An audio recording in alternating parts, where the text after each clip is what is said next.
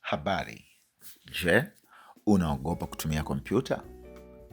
Au umewahi kujaribu kutumia kompyuta lakini ukaona ni ngumu? Au ulianza kujifunza kompyuta ukaishia njiani? Au kompyuta yenyewe umesoma zamani na vitu vingi umevisahau?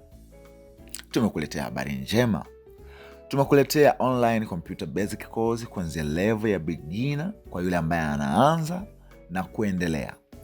Hii itakuwa ni kozi maalum kwa yule ambaye hajaanza, yani hujawahi kujifunza kompyuta au alijifunza zamani na amesahau baadhi ya vitu, au kuna vitu ambavyo anavifahamu anatamani kuendelea kufahamu vitu vingine zaidi.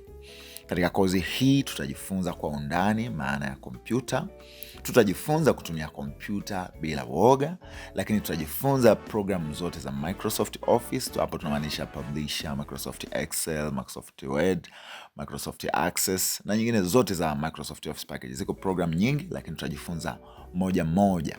Tutajifunza matumizi ya internet na akili unde au tunasema artificial intelligence, akili unde kwa faida, uweze kutumia akili unde kwa faida. Lakini tutajifunza pia misingi ya graphic design ambao ni program ambayo inafanya vizuri au ni sanaa ambayo inafanya vizuri sana katika karne hii ya 21.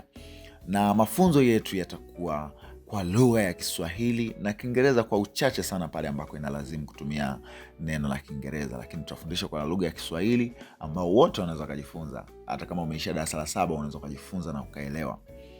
Jisajili sasa uanze safari yako ya kujifunza kompyuta katika mwaka huu wa 2026. Dhamiria kujifunza, na kompyuta si ngumu kupata mwalimu mzuri.